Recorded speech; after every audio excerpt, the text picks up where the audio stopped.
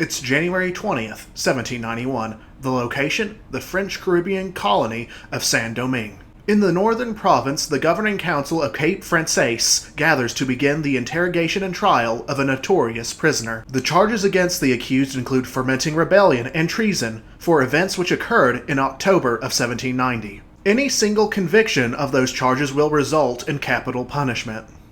The accused man faces his judges and the prosecutor, Bouquet de Frévent. Over the next several days, he will answer their questions. The man on trial for his life is Vincent Oge, a free man of color, merchant, planter, enslaver, and alleged rebel ringleader.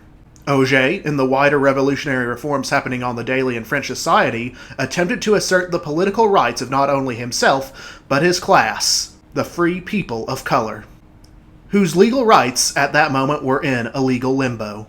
How had this once prominent member of Saint-Domingue society found himself in this position? Why were events in distant France affecting Saint-Domingue so rapidly? And finally, how truly revolutionary was Vincent Oge?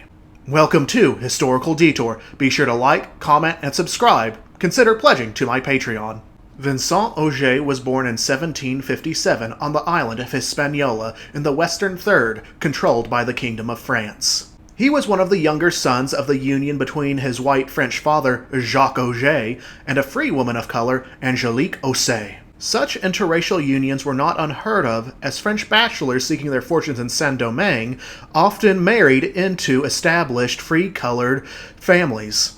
If not for the fact that one of his grandparents was black and his mother biracial, Oge would have been one of the Grands Blancs, or Big Whites, who composed Saint-Domingue's elite.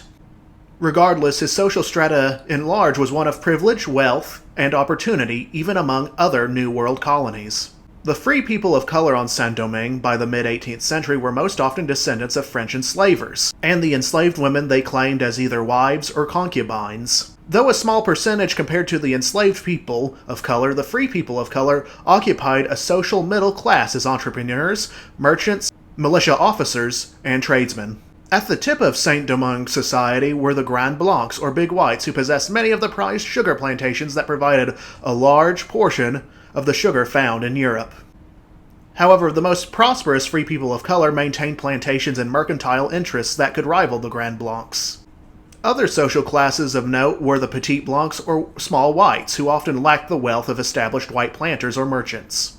The final and largest group of the colony were the enslaved underclass, who made up nearly 90% of Saint-Domingue's population. Each year, thousands of enslaved people from Africa arrived in slave ships, only for many to die within a few years from the brutal plantation working conditions and maltreatment. Getting back to Oge's life now. In childhood, Vincent resided in his family's coffee plantation in Dondon, within northern Saint-Domingue. The physical labor was done by enslaved hands. Free color planters, such as Oge's family in general, identified with French and European culture more than the varied beliefs of the enslaved. However, he also came of age at a time of rising tension between the free people of color and the whites. A quashed slave uprising in the 1750s and growing racial resentment led to a series of sumptuary and segregationist laws to restrict the rights and privileges hitherto enjoyed by the free people of color. Nonetheless, the free people of color remained a vital pillar of the Saint-Domingue society.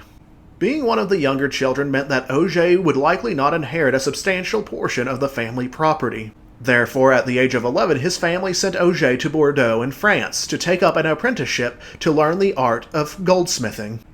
Over 7 years later, Oge would return to Saint-Domingue, partnering with an uncle in the northern port city of Cape Français to become a merchant owner of a schooner. He was quite involved in the coffee trade. Throughout the 1780s, Oge procured property which he rented to various wealthy planters and merchants. Oge at one point even gained a portion of the family coffee plantation. Despite his wealth gained, he soon got into tens of thousands of livres in debt. This forced him to relocate to the colonial capital of Port-au-Prince. In 1788, Oge traveled to Paris, France. As a French colony, many of the highest courts, businessmen, and investors resided in France's capital rather than endure the tropical heat and diseases of Saint-Domingue. This allowed middlemen such as the Petit Blancs and free mulattoes to manage the plantations and maritime shipping of the absentee Grand Blanc owners. Oge arrived to clear his debts and settle legal disputes his family had with neighbors. He would attempt to petition the royal council, who advised the French king. However, With Oge still in France in 1789, the French Revolution broke out. Famine, economic instability, and discontent from the commoner Third Estate pushed the country's absolute monarchy to its breaking point. By the end of 1789, the ancient regime of France was forced to become a constitutional monarchy. Oge, seeing an unprecedented opportunity, soon met with and attempted to convince prominent white Saint-Domingue planters to draft reformist legislation. These reforms would have lifted any laws targeted against the free people of color. This endeavor failed, but Oge would soon meet and organize with other French free men of color to lobby the newly established National Constituent Assembly for legal equality for free blacks and mulattoes. Outside of Oge, other men that supported his cause was a fellow Saint-Domingue free mulatto Julien Raymond and white lawyer Etienne de Joly. While both Oge and Raymond frequently mingled in abolitionist circles and organizations, they themselves largely advocated merely for the free men of color. They argued slavery could remain as full abolition was utterly unthinkable to the elites of Saint-Domingue society. Finally, in March 1790, the Constituent Assembly granted voting rights within both France and its colonies, the right to vote for representatives, so long as certain property and wealth requirements were met. It passed over the vigorous protests of the Grand Blancs. Crucially, in theory, there was no stipulation barring a man who met these requirements based on race or ethnicity. This would allow the small free mulatto elite full democratic participation. For Oge, this was a seismic triumph. No longer would the Grand Blancs hold full sway in colonial politics, at least in theory. However, the majority of Grand Blancs in France opposed this development voraciously. Oge soon set sail for his homeland. After port stops in both England and the US, he finally returned to Saint-Domingue.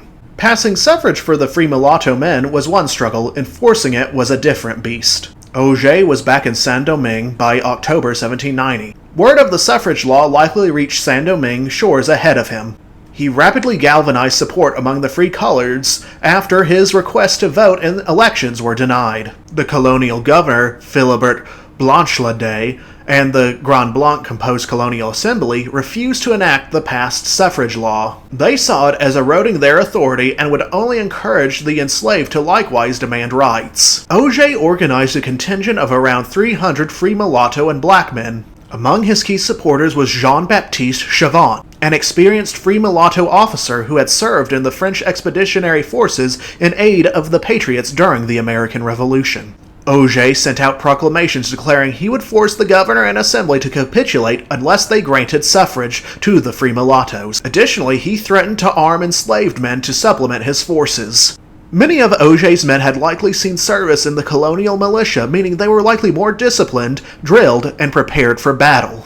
The defiant governor and colonial assembly dispatched over 600 militia to disperse or annihilate Oge's army near Cape Français. Despite being outnumbered, Oge and Chauvin's forces repelled the militia assault, forcing it into retreat. Soon the band of freemen constructed fortifications and divided themselves into smaller battalions. However, once it was apparent that their small victory had not cowed the colonial government, and in fact a second army of nearly 1,500 strong was marching towards them, their morale collapsed.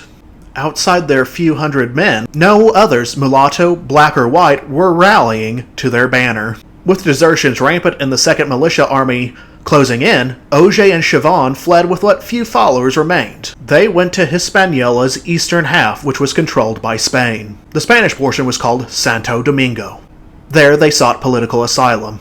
However, despite some advocates speaking on their behalf, the rebels on November 20th, 1790 were transferred by Spanish authorities back into Saint-Domingue custody.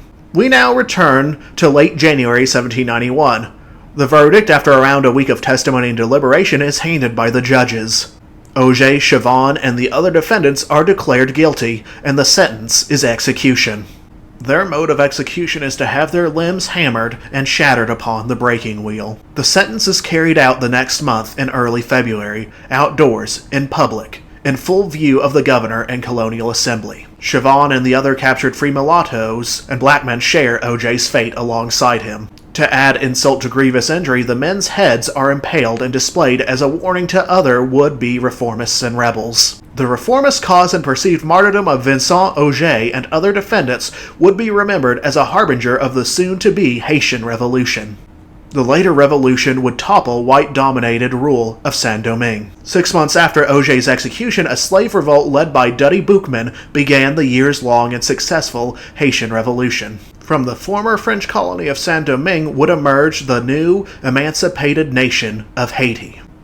However, there are many differences between Oge and later Haitian revolutionaries, such as Toussaint Louverture and Jacques Dessalines.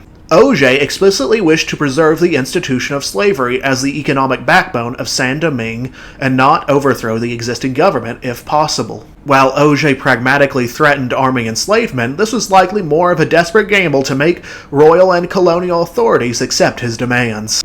Tellingly, much of Oge's support came from fellow mulatto freemen rather than enslaved people. His base was largely of his own narrow caste. He attempted to assert the freedoms of the economic and rural elite that happened to be denied political rights due to their ancestry. His intention was not to free the already enslaved. This contradictory characterization of mixed-race rebel not wishing to rock the boat too much is amplified in Haitian historiography. The famed history of the Haitian Revolution, the Black Jacobins, considers him a peripheral figure largely separated from the interest of the enslaved rebels. The other explicitly abolitionist goals of later enslaved uprisings were far more historically significant and emblematic of Haiti's enslaved people gaining emancipation through revolution.